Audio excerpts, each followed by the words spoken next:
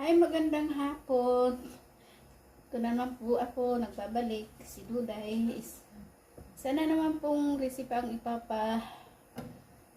i-share ko pala sa inyo at yun ay magluluto ako ng carbonara. Bago ang lahat, huwag niyo kalimutan mag-subscribe at pakiclick nyo na rin yung notification bell para ma-update ka sa aking mga susunod na video. At ngayon, mag-intro muna tayo.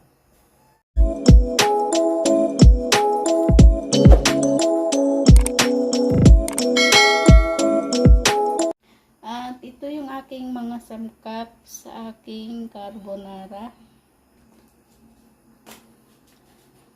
Meron akong crispy bacon, yung para sa toppings. At syempre yung ating, imbis na ham yung gamitin ko, siya spam. Pwede naman.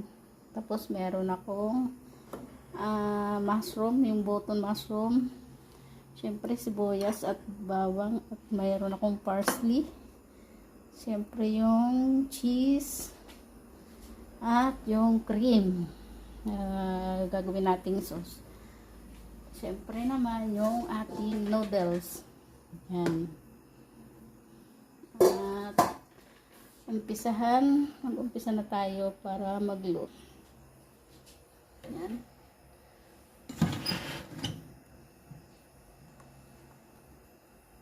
Umpisa na natin magluto.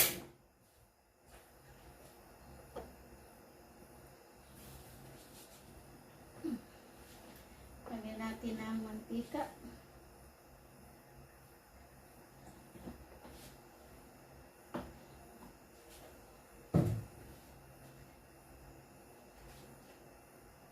Hindi pala kasama din yung black pepper at yung ating salt or asin.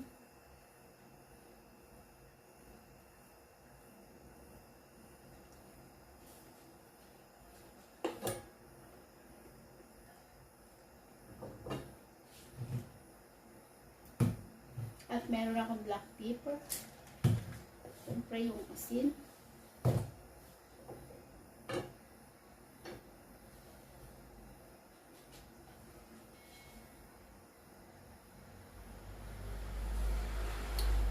Umpisa na tayo. Unahin natin yung siyempre yung bawang or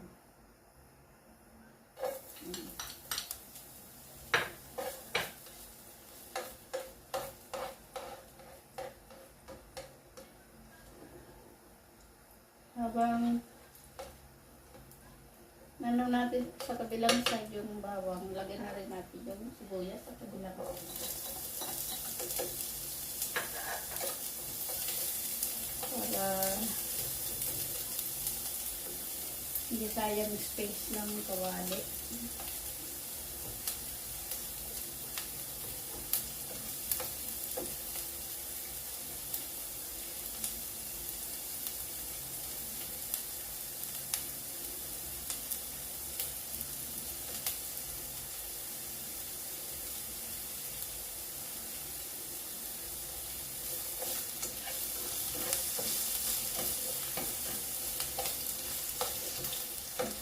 Actually guys, yung carbonara ay yung gamit na ay ham.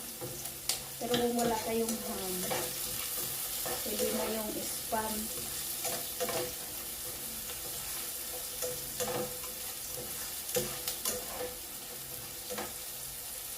Ay yung gamit ka ngayon ay yung spam na nasa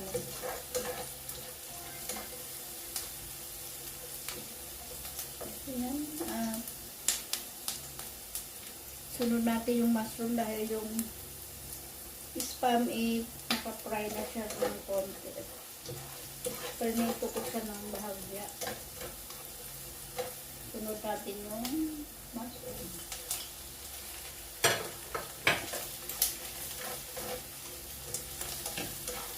Mas masarap kasi kapag ang mushroom yung button. Kaysa slice. Pero kung malalaki ka, pwede nyo nang hatiin. Katulad nito malalaki. Hinati ko.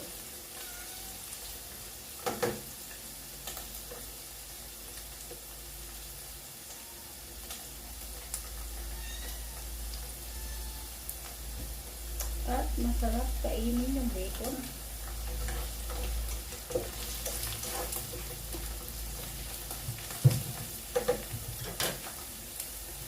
Ano ka ba? Ano ba?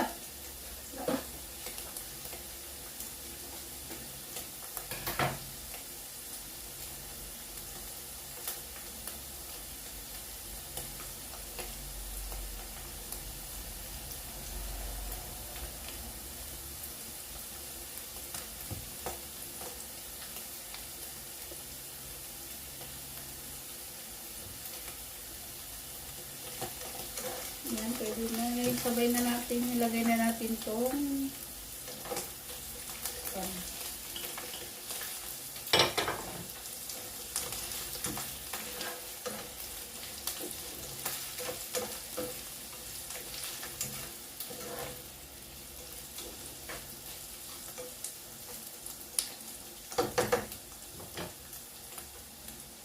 natin.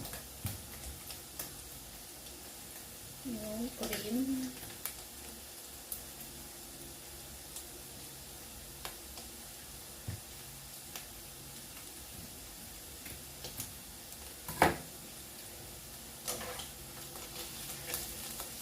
Tingnan natin yung apoy para yung lagyan na natin itong cream.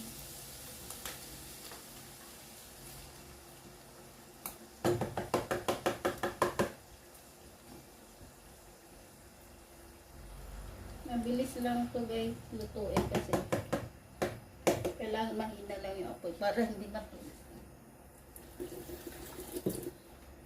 At lagyan natin ng kunting tubig yung pinaglagyan ng cream para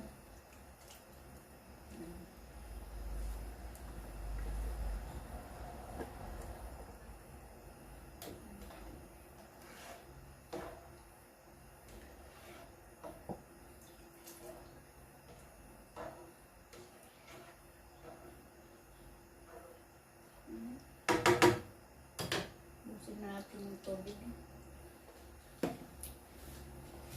Tapos, lagyan natin ng black pepper.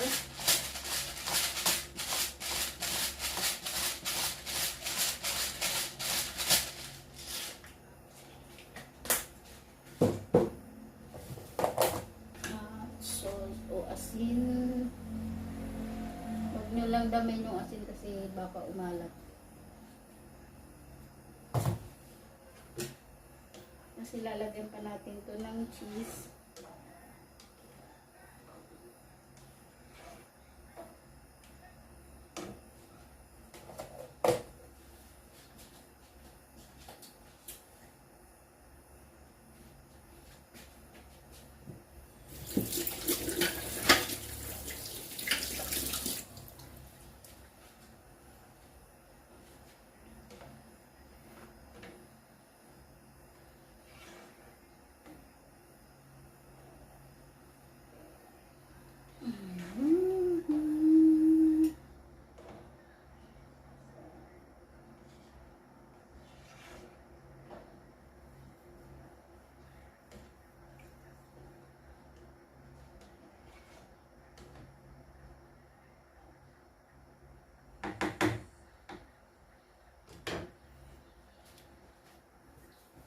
Tikman natin kung tama lang yung asin.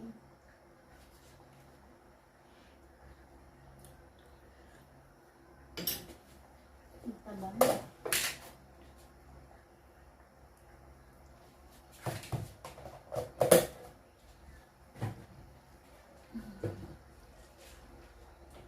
Hindi natin ulit ng black pepper na tuloy.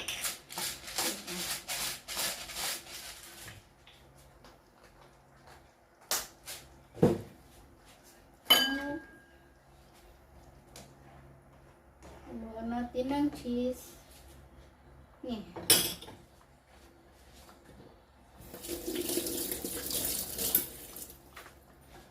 Para mas lalong sumarap at yung kalahati lalagyan natin sa iba.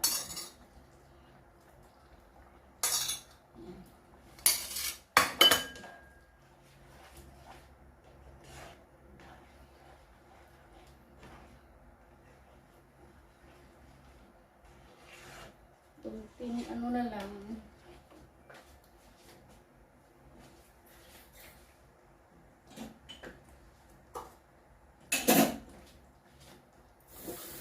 Medyo malapot na siya. Kailangan natin magdagdag ng tubig.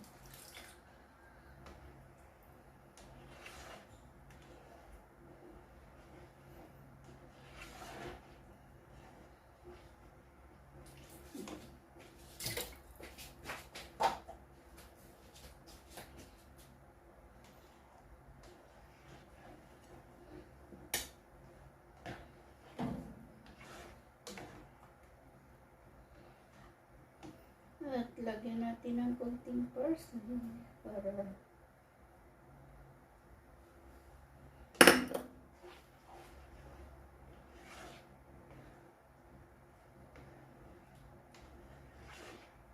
yan guys, luto na siya, pwede na. At i-prepare na lang natin sa lalagyan.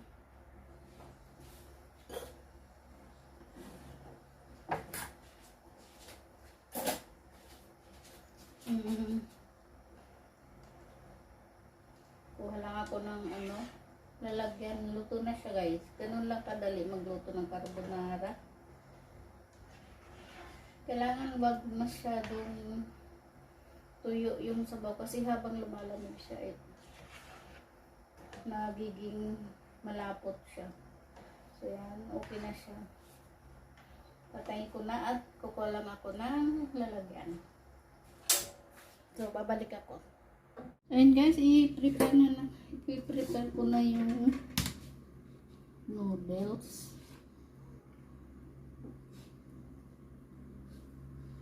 Pasensya na kayo at mababa yung aking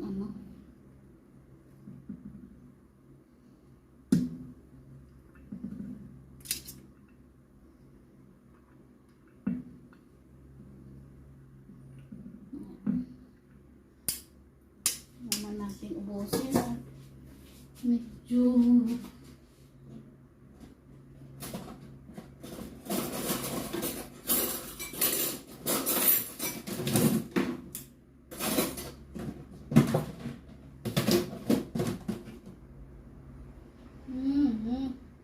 saan na ba?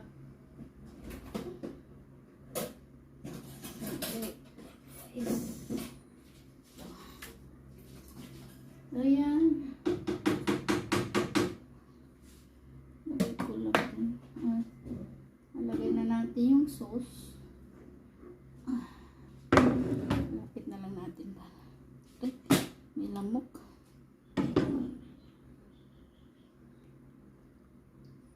Para hindi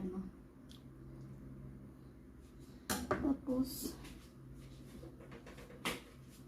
ating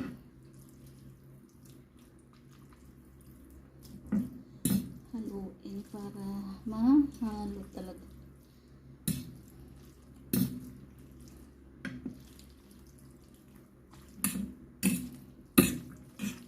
Ayan, halo na siya.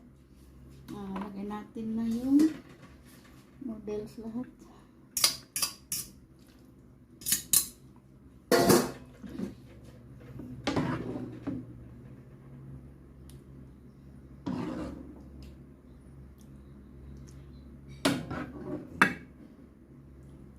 Mas masarap kasi mas maraming sauce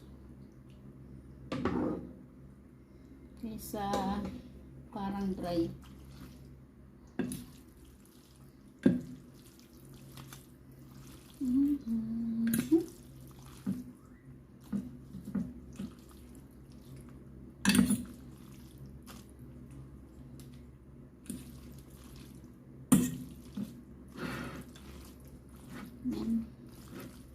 Nilagay na natin yung sauce lahat para lalagyan na natin ang toppings.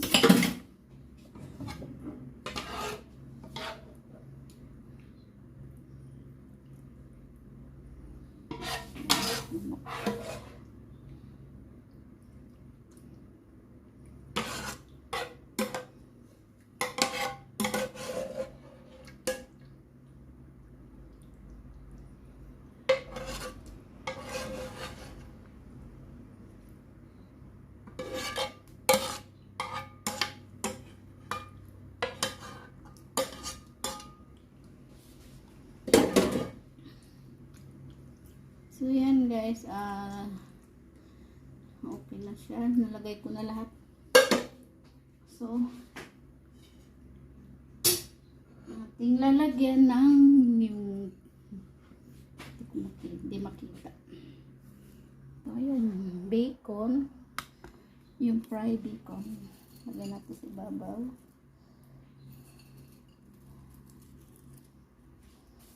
Daming lamok. Uy.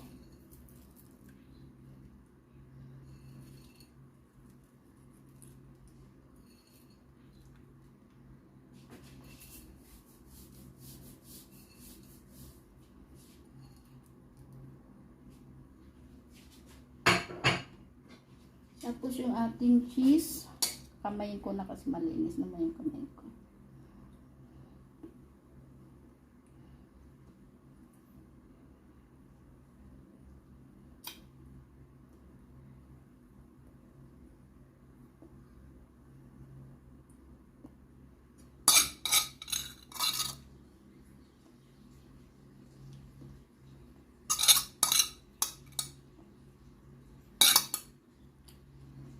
Yan.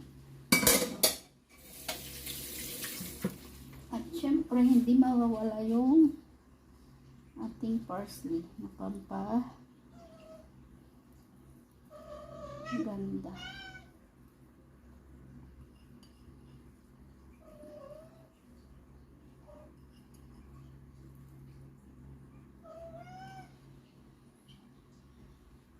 Yan, tapos na.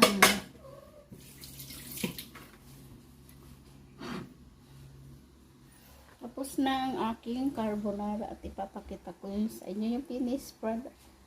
Ayan na.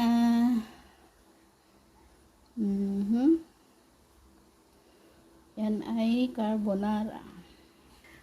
So yun guys, isa na namang putahe ang inyong natutunan mula sa akin kusina, kay Duday. At kung ikay bago lang sa aking channel, huwag mong kaligtaan mag-subscribe at click mo na rin yung notification bell para ma-click ka sa aking mga susunod na lulutuin. So yun guys, subscribe. Bye. Thank you for watching.